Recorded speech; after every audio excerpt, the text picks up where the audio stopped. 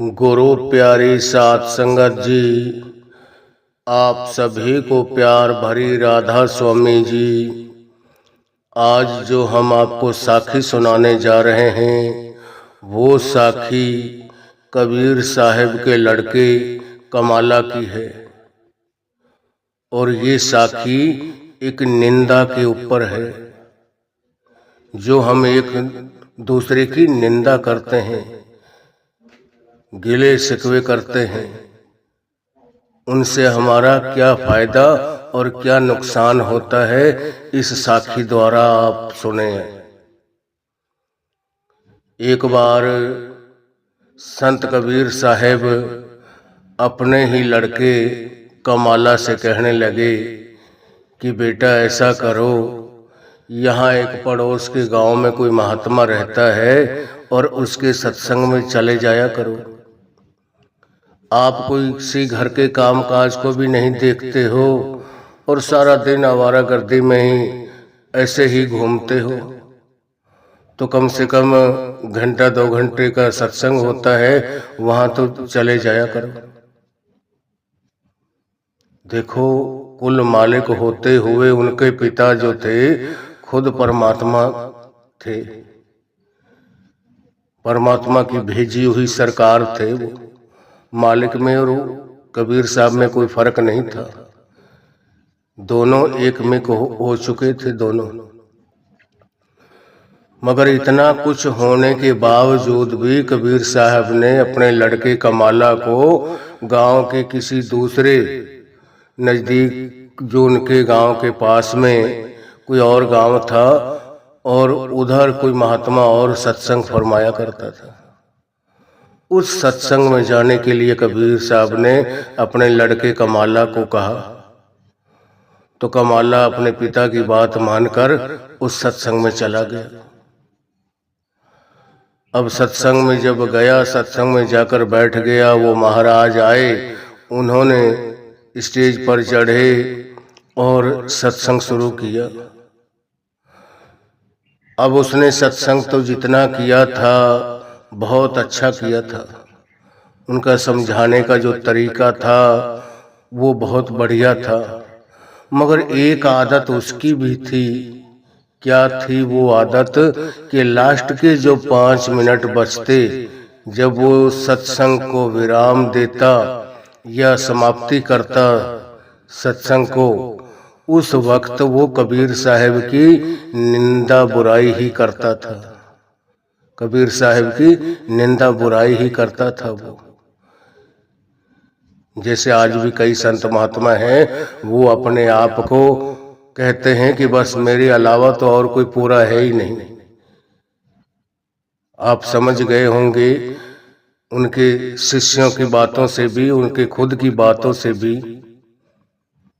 उनके जो शिष्य भी कह रहे हैं कि हमारे गुरु ने तो 2013 में सबको हरा दिया था। कोई विज्ञान में, कोई ज्ञान में उनसे बहस करने के लिए सामने नहीं आया। बहस कौन करता है? बहस जो पूर्ण मालिक में एक मिक हो चुका होता है, वो कभी बहस करता ही नहीं। मूर्ख तो हम जैसे इंसान करते हैं। जो मूर्ख होता है, धर्म के नाम पर, ज्ञान के नाम पर लड़ता वही है।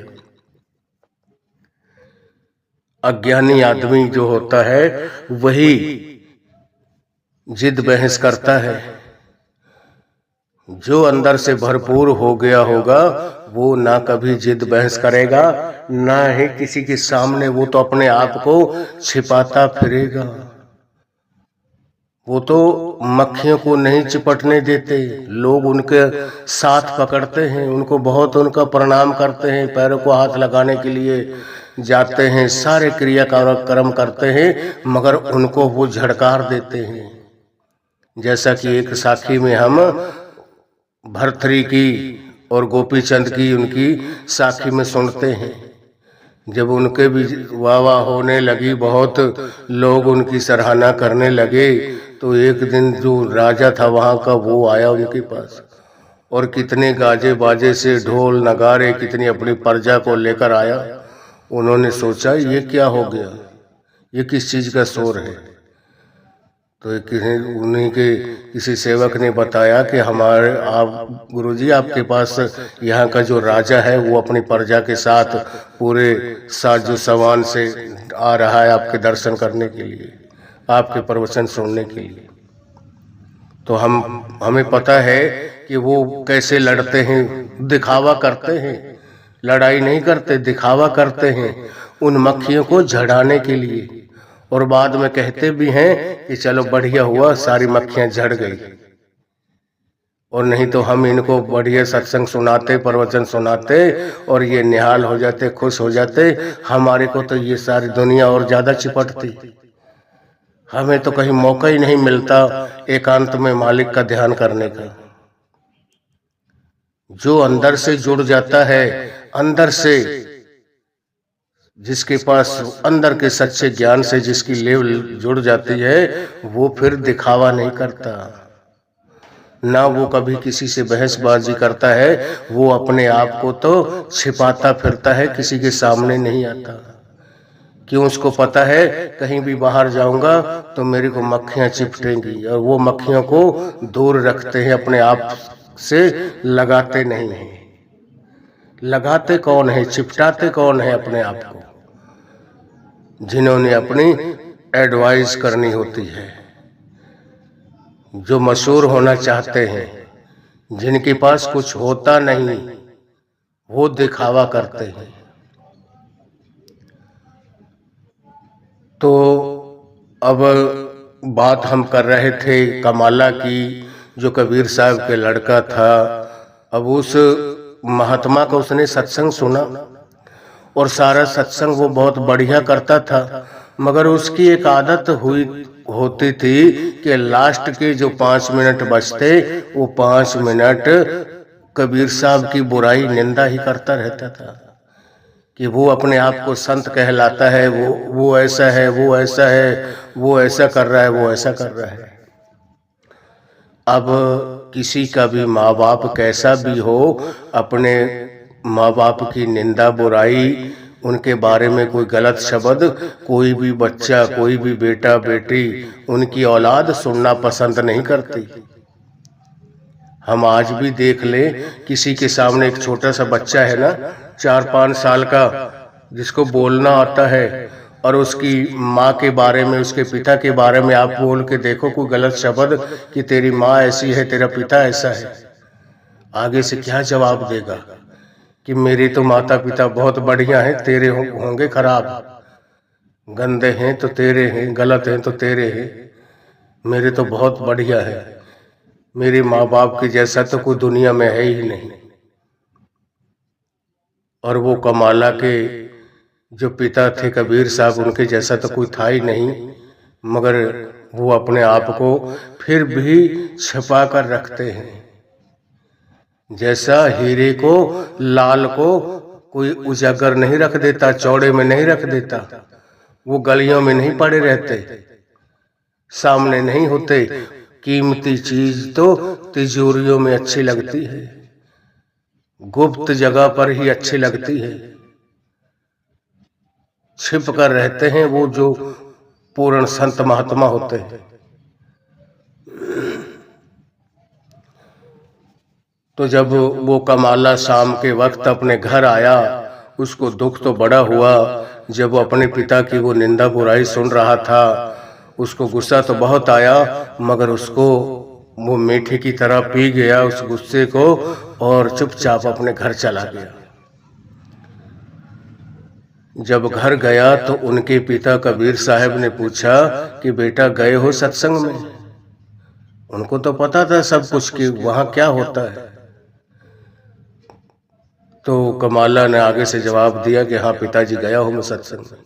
तो कबीर साहब कमाला से पूछने लगे कि बेटा बताओ, आप सत्संग में गए हो, क्या कुछ सुना आपने, क्या पल्ले बांध के लाए हो, क्या अच्छा लगा, कैसा सत्संग वो करता है, क्या क्या उसने सुनाया था, किस तरीके से उनका समझाने का क्या लहजा था, क्या तरीका था उनका।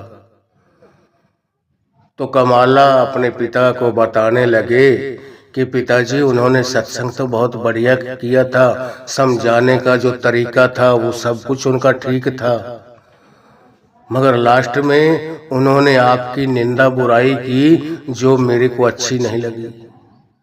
मेरे को बड़ा गुस्सा आया उस वक्त उनके ऊपर, बड़ा दुख लगा कि मेरे पिता के मुकाबले तो कोई है नहीं और ये उनकी बुराई कर रहे हैं, उनकी निंदा कर रहे हैं। मगर मैं चुपचाप वहां से उठकर आ गया, कुछ मैंने कहा नहीं उससे। तो कबीर साहब ने जब अपने निंदक के बारे में सुना तो कहने लगे, बेटा सुबह जाना और खीर बनवा के ले जाना और बढ़िया घी चुपड़ कर परोठे बनवा के ले जाना, उसके लिए खाना ले जाना बनवा के। जब वो सत्संग करके नीचे उतरे स्टेज से, उसको चुपचाप ये खाना दे देना कि गुरुजी मैं आपके लिए अपने घर से खाना बनवा के लाया हूँ। अब उसकी वही आदत थी, दूसरे दिन फिर कमाला गया और इसको खीर वगैरह घर वालों ने बना के दी। उसकी माता ने खीर बनाकर दी और बढ़िया उसको पराठे बनाकर दिए 3-4। कहने लगे कि ये महात्मा को दे देना। अब उन्होंने सत्संग फरमाया। सत्संग फरमाने के बाद में जब नीचे उतरे तो वो जो अपने घर से बनवा के लेके गया था कमाला, उसने जाकर उसको प्रणाम किया। कहने लगे, गुरुजी मैं अपने घर से ये बनवा के लाया हूँ, ये आप खा लीजिए, आप बहुत बढ़िया सत्संग करते हैं। तो कबीर साहब ने अपने लड़के से कह दिया कि बेटा उनको कुछ बताना मत कि मैं किसका लड़का हूँ, कौन हूँ, और वो मेरे बारे में कुछ भी कहता रहे तो कभी खड़ा होकर आगे से उनको जवाब मत देना, उनको बताना तक मत कि मैं उन्हीं का लड़का हूँ। जब उसने उसको खाना दिया, उसने बड़े प्रेम से वो खीर और जो पराठे बने हुए थे वो खाई। बड़ा खुश हुआ उस बच्चे के ऊपर कि बच्चा बहुत, आप तो बड़े लायक बच्चे हो, आपका माँ बाप भी बहुत अच्छा होगा जिसने आपके अंदर इतने बढ़िया संस्कार दिए हैं और आप मेरी सेवा करते हो, मेरे हाथ पैर भी आकर दबाते हो और मेरे लिए इतना अच्छा खाना बनवा कर अपने घर से स्पेशल लाते हो, मेरे को हवा भी करते हो आप। तो उसकी वो पूरी सेवा भी करता था और उसके लिए बढ़िया से बढ़िया खाना भी बनवा के, एक दिन खीर ले गया, दूसरे दिन हलवा मालपुए बनवा के ले गया, कभी कुछ 3-4 दिन यही हालात चलती रही। जब 3-4 दिन गुजर गए इसी तरीके से, वो अपने पिता की निंदा बुराई भी सुन रहा था और उसके लिए खाना भी बढ़िया से बढ़िया बनवा कर ले जाता रहा। अब 3-4 दिन जब गुजर गए तो उसने, वो जो महात्मा था वो कमाला के ऊपर बहुत खुश हो गया, उनके ऊपर निहाल हो गया और कहने लगा, बेटा आपने बताया नहीं, आप कहाँ से आते हो, आप मेरी इतनी सेवा करते हो, मेरा इतना आदर मान करते हो, आप किसके लड़के हो, किस जाति किस बिरादरी से हो और आप कहाँ से आते हो, आपके इतने अच्छे गुण, इतना लायक बच्चा तो मैंने किसी का देखा नहीं, इतना समझदार। उसके दिमाग में आया कि जिसका बच्चे के अंदर इतने गुण, इतना लायक है, इसके माँ बाप के अंदर कितनी गुण, कितने लायक होगा वो, उसके अंदर कितने गुण होंगे, उसका तो हम हिसाब ही नहीं लगा सकते। कहते हैं ना, जिसका माँ बाप पढ़ा हुआ हो वही बच्चे को पढ़ाता है, जिसका माँ बाप ज्ञानवान हो, समझदार हो, वो समझ की वो ही अपने बच्चे को सही दिशा दिखाता है। अगर माँ बाप ही मूर्ख हैं, वो ही अनपढ़ है, वो पढ़ाई की क्या कीमत जाने, वो नहीं जानते कि उन्होंने कहा अपने बच्चे से कि बेटा चला जा स्कूल, अगर वो चला गया तब भी ठीक, अगर नहीं गया खेल कूद में लगा रहा तो उन्होंने कोई जोर नहीं दिया उसके ऊपर। क्यों? क्योंकि उनको उस पढ़ाई का खुद को ही कदर का पता नहीं, वो दूसरे को क्या बताएंगे। उनको खुद को ही उस पढ़ाई की अहमियत का पता नहीं कि यह कितनी जो विद्या है कितनी अनमोल होती है। तो जब 3-4 दिन इसी तरीके से गुजर गए तो उस महात्मा ने उसके ऊपर खुश होकर कहने लगा, बेटा अब बताओ कि आप कौन से जाति से हैं, आप कहाँ से आते हैं, आपके पिता का क्या नाम है। आपके माँ बाप कभी नहीं आते, आप ही अकेले आते हो सत्संग में। कहने लगे, मेरे पिताजी तो माताजी वो नहीं आते, घर पे ही मालिक का नाम लेते रहते हैं और मेरे को कहते जाओ बेटा आप सत्संग में जरूर जाना, और ये महात्मा के लिए आप खाना बना के दे रहे हैं हम, ये उनके लिए ले जाना और उनकी सेवा करना, उनके हाथ पैर दबाना, उनको हवा करना, अगर उनका कोई कपड़ा लत्ता हो धोने वाला वो भी धो देना, उनकी सेवा तन मन से करना। अब जब उस महात्मा ने एक बार पूछा कि बेटा आपने बताया नहीं आपके पिता का क्या नाम है, आप किसके बच्चे हो, कौन सी जाति से हो, कौन से गांव से आते हो, कितनी दूर आपका गांव आपका घर पड़ता है। जब उसने एक बार पूछा, 2 बार पूछा, कमाला नीचे की तरफ मुंह करके बैठा हुआ था, वो बताना नहीं चाहता था। क्योंकि उसके पिता ने मना किया था कि बेटा बताना मत, नहीं तो वो का उसी दिन से हमारा काम करना बंद कर देगा। आखिर जब उसने मजबूर कर लिया, तीसरी बार पूछा कि बेटा आप क्यों नहीं बताते हो, क्या बात है, आप अपने पिता का नाम नहीं बताते, अपने माँ बाप का, अपने गांव का, अपने घर का एड्रेस बताने से क्यों शर्मा रहे हो, क्या बात है ऐसे। तो अंदर से ना चाहते हुए भी उसको बताना पड़ा। कहने लगा, गुरुजी मैं कबीर साहब का ही लड़का हूँ जिसकी आप इतनी निंदा बुराई करते हैं। जब उसने कमाला ने कबीर का नाम लिया तो वो महात्मा शर्म से उसकी आंखें नम हो गई। एकदम से जैसे कबीर का नाम सुनते ही एकदम से ऐसे मुरझा गया जैसे फूल को एक डाली से अलग कर लिया जाता है, एकदम से वो कुमलाने लग जाता है, सूखने लग जाता है। एकदम से चेहरा उसका मुरझा गया, रंग पीला हो गया कि बताओ जिसके बाप की मैं इतनी निंदा बुराई करता हूँ, हर रोज हर एक दिन सत्संग में, और उनका बच्चा कितना लायक है, कितना मेरे लिए सेवा भाव इनके मन में मेरे प्रति है, और मेरे लिए कितना अच्छा खाना अपने घर से बनवा के लाता है। जिसके माँ बाप की कोई निंदा करता हो वो तो उसकी तरफ देखना भी पसंद नहीं करता। कोई काम करना तो कहाँ रहा, उसको कोई सामान की कहेगा वो पकड़ाएगा नहीं। क्यों? उसके अंदर वो जहर, वो गुस्सा भरा हुआ होगा कि ये हमारा कोई सज्जन नहीं है, हमारी इधर कटती कर रहा है, मेरे माँ बाप को उल्टा सीधा बोल रहा है, मैं इसका काम क्यों करूं।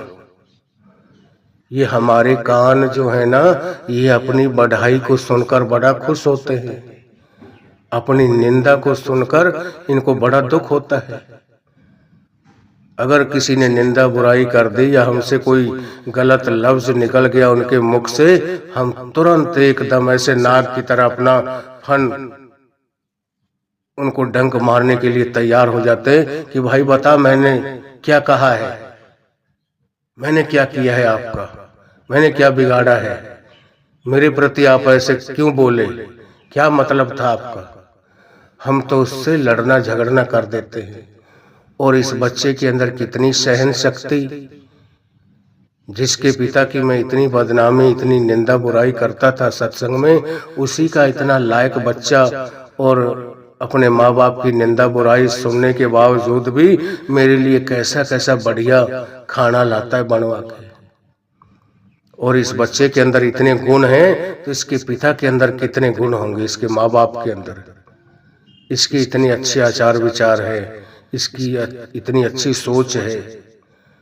इनके माँ बाप के भी इसके दर्शन करने चाहिए, उनसे मिलना चाहिए।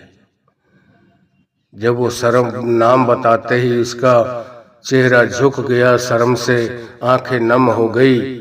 कहने लगा बेटा माफ करना, मैंने आपके पिता के बारे में कई बार हर रोज मैं ऐसा बोल देता हूँ, मैं इसके लिए क्षमा चाहता हूँ। कमाला कहने लगे, गुरुजी कोई बात नहीं, वो आपकी बात है, आप करो या मत करो। अब उसके मन में, उस महात्मा के मन में एक भाव जागा कि मैं अब कबीर के भी दर्शन करूंगा, उससे मिलूंगा जरूर, उससे वचन विलास जरूर करूंगा, बैठूंगा उनके पास। उनकी बातें लोग ही कहते हैं, ऐसा कुछ बताते हैं या ये हकीकत में कुछ है। तो अब उसने देखा कि जब कमाला वापस अपने घर की तरफ जा रहा था तो उससे कुछ दूरी बनाकर, उससे नजर बचाकर उसके पीछे पीछे चलता रहा वो महात्मा भी, कि जिस घर में ये जाएगा उसी में मैं चला जाऊंगा और इनके पिता से जरूर मिलूंगा, कबीर साहब से। जब वो कमाला उनको खाना खिलाकर और उनसे इजाजत लेकर प्रणाम करके वहां से चला अपने घर की तरफ, तो महात्मा ने देखा कि हाँ, एक दो किला वो दूर निकल जा रहा है, दूर चला गया है। उसके पीछे आप ही भी चल दिया, अपनी नजर को बचाकर थोड़ा, अभी कभी इधर ओट ले लेता किसी पेड़ की, कभी किसी चीज की, कभी किसी की, मगर उसने ध्यान रखा कि ये बच्चा कहाँ जाता है, कौन से घर में जाएगा, मैं भी पीछे ही जाऊंगा। जब कमाला अपने घर पहुंच गया और अंदर कबीर साहब बैठे हुए थे, अपने पिता को उन्होंने प्रणाम किया, पिता के पास जाकर बैठे और पिता उनसे पूछ ही रहे थे कि बताओ बेटा, आज के सत्संग कैसा रहा, कैसा क्या क्या सुना आपने, क्या क्या बोला गया आज हमारे बारे में, कुछ बोला कि नहीं बोला। तो वो कहने लगा कमाला कि पिताजी, आज मेरे को उसने पूछ लिया, मजबूर कर दिया था, और आज मैंने बता दिया था कि गुरुजी मैं कबीर साहब का ही लड़का हूँ। उसको बड़ी शर्म आई, बड़ी गिलानी हुई और सोचने लगा कि ये उसी का लड़का है जिसकी मैं इतनी निंदा बुराई सत्संग में करता हूँ, और ये बच्चा कितना लायक है, कितने गुण हैं इसके अंदर, ये गुणों का भरा हुआ है, और इसके पिता के अंदर कितने गुण होंगे। जब बच्चे के इतने अच्छे संस्कार हैं तो माँ बाप के कितने अच्छे होंगे, उनके भी दर्शन करने चाहिए। तो जब उन्होंने कहा कि आज मैंने पिताजी बताया है कि मैं कबीर साहब का लड़का हूँ, उनको बड़ी शर्म आई, और उसके बाद में सत्संग किया है उन्होंने, तो आज के सत्संग में आपका उन्होंने एक बार भी नाम नहीं लिया, उन्होंने कोई निंदा बुराई नहीं की। अब वो बाहर आकर दरवाजे के बराबर में आकर खड़ा हो गया, अपने आप को छिपाकर, कि ये दोनों बाप बेटे क्या बातें करते हैं। अब कबीर साहब की और कमाला की वो महात्मा उनके दरवाजे के दीवार के ओटक में सामने ना आता हुआ थोड़ा ओटक लेकर अपने आप को छिपाकर खड़ा रहा और उनकी बातें सुनता रहा। जब कमाला ने कहा कि पिताजी आज आपकी, उन्होंने कोई बुराई निंदा नहीं की, उन्होंने पहले पूछ लिया था कि बेटा आप कहाँ से आते हो, आपके गांव कौन सा है, आपके माँ बाप का क्या नाम है। जब एक बार पूछा नहीं मैंने बताया, दो बार पूछा, फिर उन्होंने मजबूर किया तीसरी बार, तो मेरे को बताना पड़ा। और आज के सत्संग में जब मैंने बता दिया तो उन्होंने कोई आपकी निंदा बुराई नहीं की। तो आगे से कबीर साहब कहने लगे कि बेटा इसका मतलब आज से हमारा काम करना उसने बंद कर दिया, ऐसा करना, अब सुबह कुछ मत ले जाना, उसके खाने के लिए कुछ भी मत ले जाना, खाली चले जाना, अगर आपको सत्संग में जाना हो तो चले जाना, ना जाना हो कोई दिक्कत नहीं, मगर जाना तो कुछ लेकर मत जाना उनके लिए, खाने पीने के लिए। अब यह बात भी उस महात्मा ने सुन ली। जब यह बात सुनकर वो उनके सामने हो गए, अंदर गया, कबीर साहब को प्रणाम किया, कमाला से भी मिले। कमाला भी कहने लगा हाँ पिताजी यही है महात्मा, हमारे घर पे आज आ गए। तो कबीर साहब से मिले वो महात्मा, वचन विलास हुए, और उन्होंने वही बात जो दोनों बाप बेटों के अंदर चल रही थी, उसी बात को उन्होंने जारी रखा। कहने लगा गुरुजी मेरे को यह समझ नहीं आई कि आज जब तक आपकी निंदा बुराई करता था तब तक तो आप मेरे लिए बढ़िया से बढ़िया खाने बनवा बनवा कर भेज रहे थे, और आज मेरे को पता चला है कि यह जो बच्चा लाता है मेरे लिए खाना, यह उसी कबीर साहब का लड़का है। और आज से आप मेरा नाम लेना बंद कर दिया बिल्कुल। और आज से आपने कह दिया कि बेटा अगर अब आज से उसने सत्संग में कोई मेरा नाम नहीं लिया है, मेरे बारे में कोई गिला शिकवा नहीं किया है, तो आज के बाद में उनके लिए खाना ले जाना बिल्कुल बंद कर दो, अब नहीं ले जाना। तो कबीर साहब ने कहा कि भाई आज तक तो मेरी मजदूरी कर रहा था, मेरे हृदय को साफ कर रहा था, मेरे शरीर रूपी बर्तन को साफ कर रहे थे आप, और आप मेरे से बगैर मजदूरी लिए। जो किसी की निंदा बुराई करता है ना, उसके अगर पापों का भार ज्यादा है और कोई जो उसकी निंदा बुराई करता है, वो उसके अच्छे कर्मों का फल उसके खाते में आ जाता है, और जो वो निंदा बुराई उसकी करता है, उसकी निंदा करने वाले को उसके बुरे कर्मों का फल उसके खाते में चला जाता है, जो जिसकी निंदा करता है। तो कबीर साहब उससे कहने लगे कि भाई आज से तूने हमारा काम करना बंद कर दिया। अरे खिलाता तो मजदूरी तो उसी को देता है ना जो जिसका कोई काम करता हो। आज से आपने हमारा काम करना बंद कर दिया, आपने मेरा नाम लेना ही बंद कर दिया। कोई आपने गिला शिकवा मेरे बारे में कोई एक शब्द भी आप नहीं बोले, तो हम किस बात के लिए आपकी इज्जत आपके मान करें, आपको खाना खिलाएं बढ़िया से बढ़िया बनाकर, और आपकी हम इतनी इज्जत भाव से हम आपको पेश आए। आज से आपने भी हमारा काम बंद कर दिया, तो हमने आपका खाना बंद करवा दिया। आज जो हमें बड़ा दुख होता है, कई सत्संगी भाइयों को भी गुस्सा आता है कि भाई वो फला सत्संगी ने मेरे बारे में ऐसा क्यों बोल दिया। अरे भाई, बोलने वाला भी वो आप है और बुलवाने वाला भी आप है। जैसे संत सरमद को जब सर कलम का आदेश हुआ, वहाँ के जो मुसलमान मुगल शासन था, और उन्होंने उसके ऊपर संत सरमद के ऊपर फतवा लगाया कि एक तो ये नमाज नहीं पढ़ता, दूसरा शरीयत की बेअदबी करता है, एक लंगोट खाली लगा कर रखता है और तन पे कपड़े नहीं पहनता, इसका सर कलम कर दो। तो जब वो लास्ट में पूछा जाता है, आज भी पूछते हैं जिसको फांसी होती है कि भाई आप अपनी प्रॉपर्टी किसी घर परिवार वाले के किसी सदस्य के नाम करना चाहते हो, किसी से मिलना चाहते हो, किसी कोई चीज खाने की आपकी इच्छा हो, या आप इस दुनिया से जा रहे हैं, आप क्या कहना चाहते हैं। ये दुनियादारी वालों को आप कुछ कहकर जाना चाहते हो। आज भी पूछा जाता है। जब संत सरमद से पूछा गया तो उसने जल्लादों की तरफ जब देखा तो उसको अपने मालिक के उनके माथे की तरफ जब देखता रहा है क्षण भर, 1 मिनट तक टिकटिकी लगाकर, और उनके तरफ देखकर हंस पड़ा। क्यों?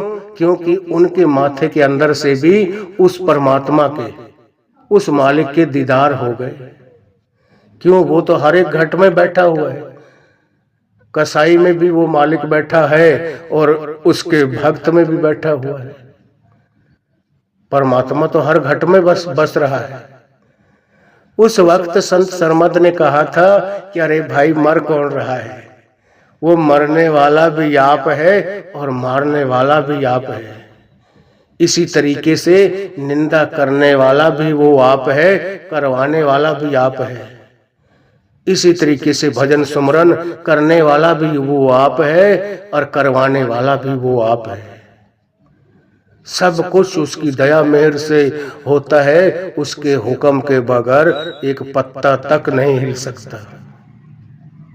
हम कैसे सोच लेते हैं कि फला आदमी ने फला आदमी के साथ ऐसा कुछ कर दिया, उसकी क्या ताकत है? उसने उसके ऊपर कभी ना कभी वो नौता चढ़ा रखा होता है, जिसके बदौलत उसको उसका भुगतान जरूर देना पड़ता है, उसका कर्जा जरूर उतारना पड़ता है। जब यह बात कबीर साहब ने उस महात्मा को बताई कि भाई आप तो मेरे प्रिय हो, आप मेरे इतने नज़दीकी हो कि मेरे परिवार से भी ज़्यादा आप मेरे को प्यारे हो। क्यों आप मेरे से ना कोई मजदूरी दिहाड़ी कुछ नहीं ले रहे, कुछ नहीं मांगते हैं और मेरा काम आप फ्री में कर रहे हैं। जैसा कि संत पलटू साहब का भी एक निंदक था, उसकी पड़ोस में वो रात दिन उसकी निंदा बुराई करता था कि अरे पलटू दास जी देखो, संत महात्मा भक्त बना फिर रहा है, मालिक का प्यारा कहलाता है, दुनिया इसके पीछे पागल हो रखी है, ये वो करता है, ये करता है, उल्टा सीधा उसके बारे में जहां भी वो जाता उसके बारे में उसको आदत थी निंदा बुराई ही करता था, और उसी संत पलटू साहब की ही करता था। और जिस दिन उसने अपना शरीर त्यागा, संत पलटू दास के घर कितना भी दुख दर्द कोई कष्ट आ गया, मालिक का दिया हुआ उसके ऊपर कोई फर्क नहीं पड़ा। और जिस दिन उसका निंदक इस दुनिया से गया तो संत पलटू दास उसके सिराने जाकर बैठकर रोने लग गए। अब गांव समाज जो लोग इकट्ठे होकर बैठे थे उसकी अर्थी को ले जाने के लिए शमशान भूमि में, वो बड़े हैरान हो गए।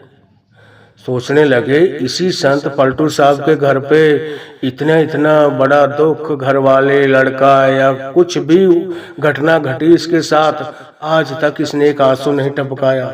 आज तक इसको वही इसके चेहरे के ऊपर जलाल, वही नूरी स्वरूप, वही हंसता खिलता हमें दिखाई दिया। ही आज पहली दफा हम इसको मायूस देख रहे हैं और रोता हुआ देख रहे हैं इस निंदक के ऊपर। और यह आदमी तो इसकी इतनी निंदा करता था, इतनी करता था जिसका हम बयान नहीं कर सकते। रात दिन जहां भी बैठता, जितने भी आदमियों से मिलता सुबह से शाम तक, वहीं पलटू साहब की चर्चा करता वो जरूर। तो पता है आगे से संत पलटू साहब ने क्या जवाब दिया? संत पलटू साहब ने उसके बारे में बताया कि भाई अगर कोई दुनिया में कोई प्यारा है, पहला नंबर तो मेरा वो मालिक है, और दूसरे नंबर पे ये है मेरा ना कोई बेटा है, ना घर वाली है, ना कोई माँ बाप भाई बहन, कोई नहीं है। मेरा ये सारी दुनिया में सबसे प्यारा जीव है ये। तो लोगों ने पूछा कि महात्मा जी कैसे इतना प्यारा, ये तो आपकी इतनी निंदा बुराई करता था, इतना चिढ़ता था आपसे, ये हद से ज्यादा। संत पलटू साहब ने जवाब दिया कि भाई मैं इसी के बदौलत आज मैं अगर परमात्मा तक पहुंचा हूं, परमात्मा के दीदार कर पाया हूं और मैं उसी का रूप बन चुका हूं, सिर्फ इसके कारण। मेरे तो कर्मों का भार इतना था, मैं अपनी भजन बंदगी से, अपनी सेवा से कभी काट ही नहीं सकता था। और इसने मेरे उससे कोई मजदूरी नहीं ली, कभी दिहाड़ी मांगने नहीं आता था, और यह रात दिन मेरा काम किया करता था।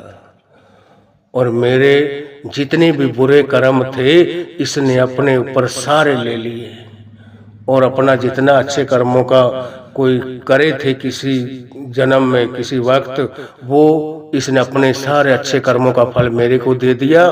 और मेरा जितना भी बुरे कर्मों की गठड़ी सर पर थी वो इसने अपने सर के ऊपर ले ली।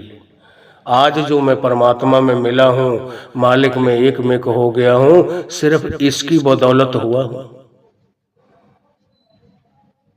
मगर इतना हमें पता होते हुए भी कि निंदक जो होता है हमारा कितना बड़ा काम करता है, हमारा कितना नजदीकी, कितना प्यारा होता है, मगर हम फिर भी सत्संगी होने के बावजूद भी जिसने भी हमारी निंदा चुगली कर दी हो, हमें पता चल जाए कि हमारे बारे में फला आदमी ने ऐसी बात कही है, उसको लड़ने झगड़ने चले जाते, उसको गुत्था मरी करते, मारा पेटी पर उतर जाते हैं कि आपने मेरे बारे में कैसे कह दिया ये बात। हमने कभी भी उस परमात्मा का शुक्र नहीं किया कि मालिक जो कुछ भी हो रहा है आपकी मौज से हो रहा है। इसकी क्या ताकत थी एक लफ्ज भी बोल जाए। यह सब कुछ आप ही कर रहे हो, आपके हुक्म से, आपके भाने में ही हो रहा है जो कुछ हो रहा है। जो काम आपको अच्छा लगता है उस काम को आप ही कर रहे हो। करे भला हम भलो न जाने।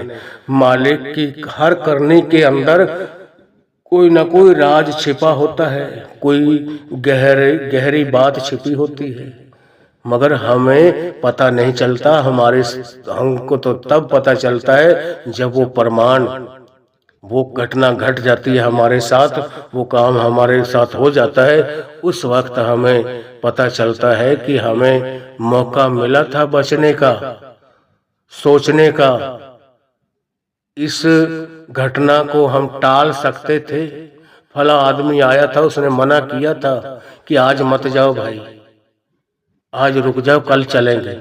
हमने कह दिया अगर तू नहीं जाता है तो भाई हम तो आज ही जाएंगे, चलता है तो चल, नहीं हम जाएंगे।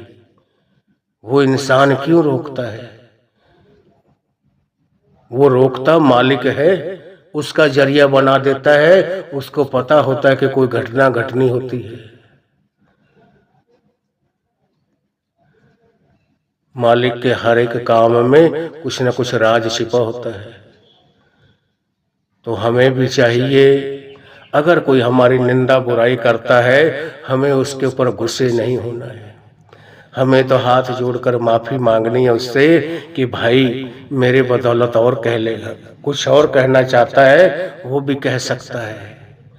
और आप तो बहुत बढ़िया मेरा काम कर रहे हो, बगैर मजदूरी लिए, बगैर मेहनत किए हुए मेरे कर्म अपने आप साफ हो रहे हैं। हमें तो अपने अंदर खुश होना चाहिए अपने मालिक के ऊपर, अपने सतगुरु के ऊपर, कि वो अपनी दया मेहर से यही काम करवाता है।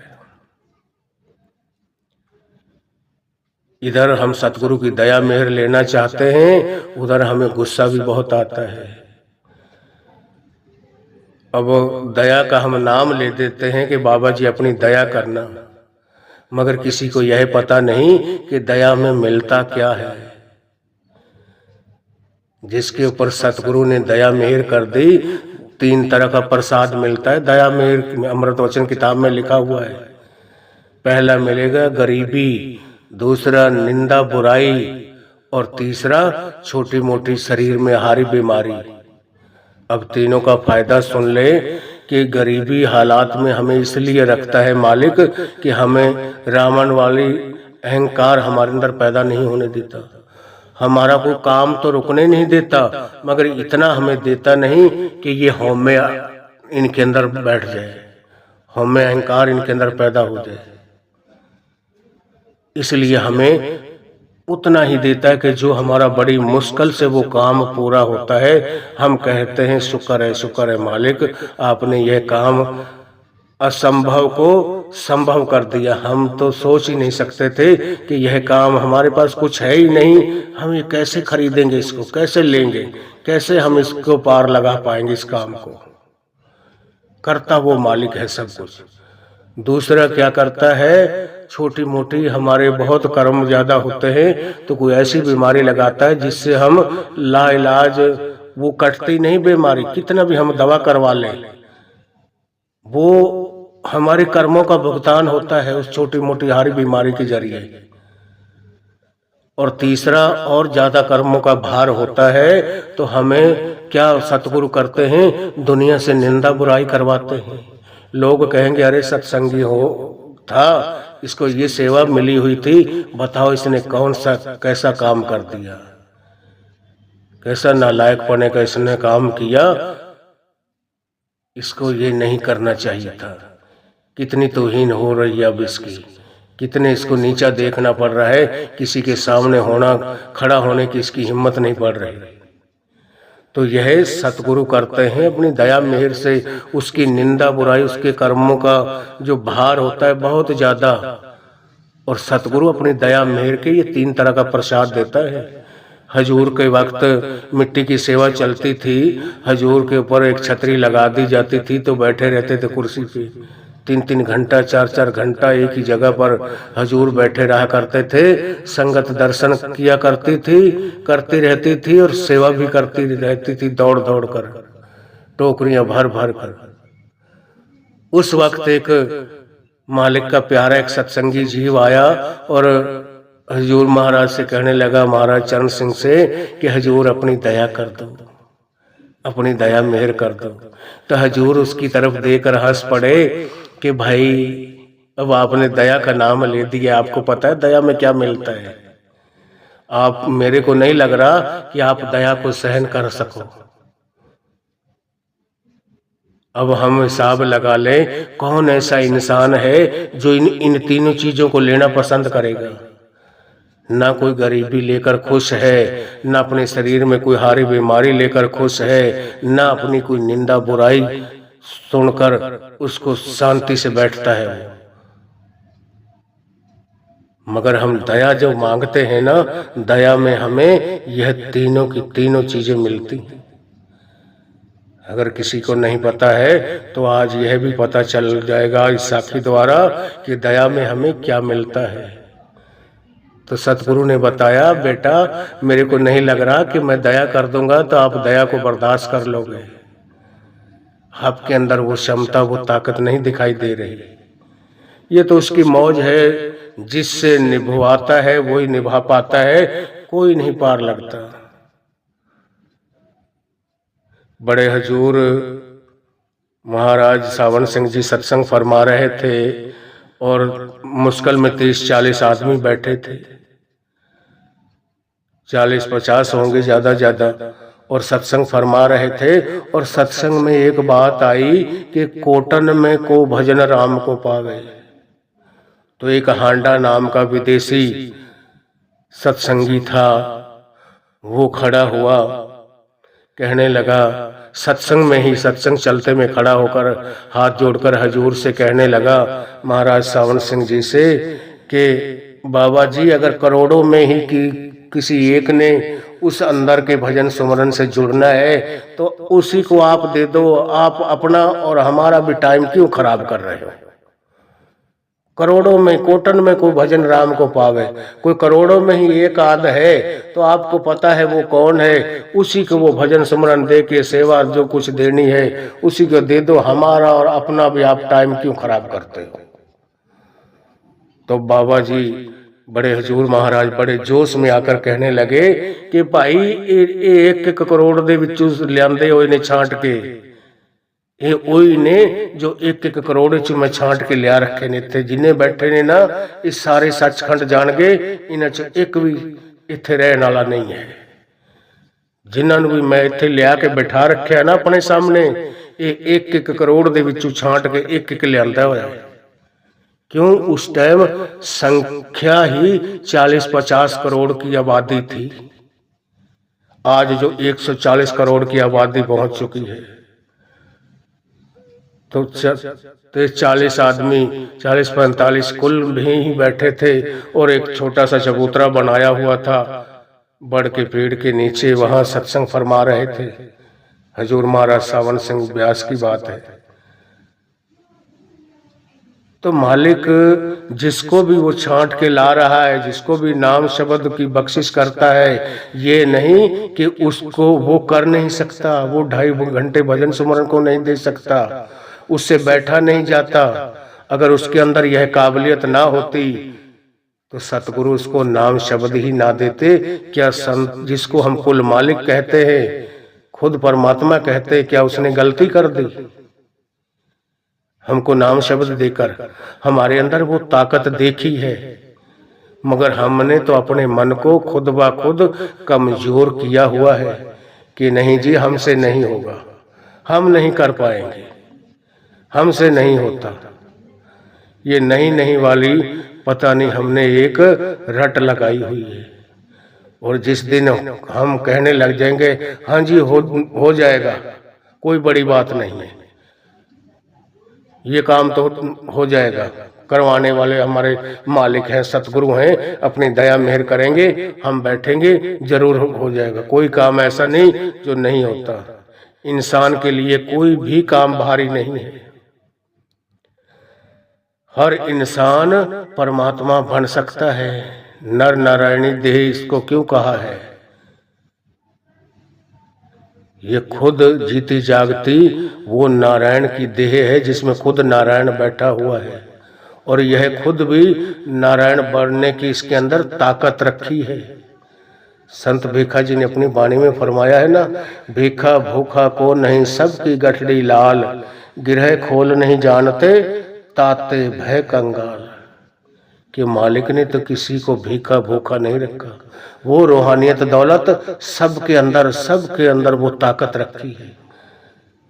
कोई प्रकट कर लेता है और किसी के अंदर वो दबी चली जाती है। जैसे ये विद्या की ताकत हर बच्चे के अंदर होती है जन्म से। स्कूलों कॉलेजों में कोई हमारे जो गुरुजी होते हैं, मास्टर होते हैं, मैडमें होती हैं पढ़ाने वाले, वो कोई ये नहीं कि छोटे से बच्चे को कोई चीज घोल कर पिला देती हैं, उसके बाद में वो बच्चा पढ़ना लिखना शुरू कर देता है। स्कूलों कॉलेजों में तो सिर्फ हमारी सोई हुई सुरत को जगाया जाता है। बार बार बार बार बार बार बता कर उसको जगा दिया जाता है। पढ़ाई तो हमारी पहले की हुई होती है। इसीलिए यह विद्या की ताकत हर एक के जन्म से ही अंदर रखी होती है। जो स्कूलों कॉलेजों में जाते हैं उनके अंदर वो प्रकट हो जाती है, जो नहीं जाते उनके अंदर भी होती है, उनके अंदर वो दबी की दबी ही चली जाती है। तो हमें चाहिए, आज हमें मौका मिला है, पूरा सतगुरु मिला है, आज हम इस जीती हुई बाजी को हारे ना, और हम आज उसकी भजन बंदगी करके मालिक से मिल सकते हैं। यह ताकत हमारे अंदर परमात्मा ने, उस मालिक ने रखी है। मैं ज़्यादा आगे ना जाता हुआ इस साखी को यहीं विराम देता हूँ। अगर आप हमारे रूहानी साखी चैनल पर नए हैं तो हमारे इस चैनल को लाइक व सब्सक्राइब जरूर करें, जब कि आपको यह साखी पसंद आए। और कमेंट में राधा स्वामी लिखना ना भूलें, और यह भी लिखें कि हम कौन से एरिया, कौन से स्टेट से सुन रहे हैं। राधा स्वामी जी।